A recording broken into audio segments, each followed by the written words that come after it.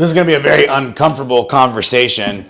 I have over 150 men and women inside of the 12-week reset challenge. And this happens every year where we get going and there's phenomenal results. Right now we have over 75 people that have lost somewhere between 12 to 24 pounds inside of just the first 6 weeks.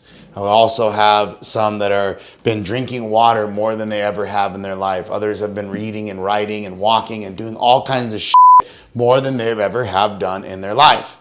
However, that doesn't give them any badge of honor. It doesn't really do shit for them, except for at least show that they're in the right way and on the right path to fitness and change. They're on the right path to develop a habit, patterns, and behaviors to be successful inside of their body, successful inside of their life, successful inside of change. Really, that's what you're trying to do, right? Like, you're trying to change. You're trying to change the patterns and behaviors of where you are today, which in turn is not where you want to be. You want a better body. You want a better physique. You want more athleticism. You want better sleep. You want to feel better. You want to have a better mind. You want to have not a cluttered mind. You want to be at peace. You don't want to have anxiety. There's this list goes on and on and on.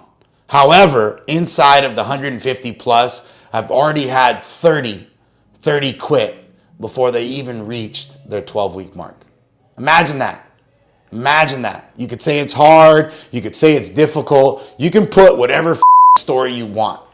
The reality of it is that they quit before finishing the 12-week challenge that they set out to do, which in turn is the same reward of the pattern and behavior if they consistently fail.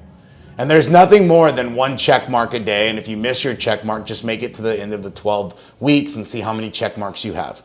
If you get to the end of 12 weeks and you only have 5 check marks, well, that's great.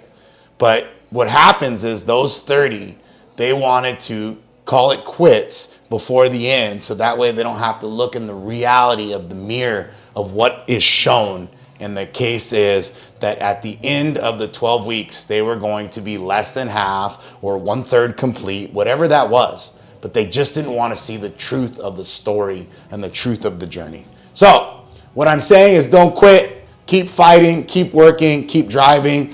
You're only a quitter when you stop. You're just a non-finisher when you're working. All right? Have a good one.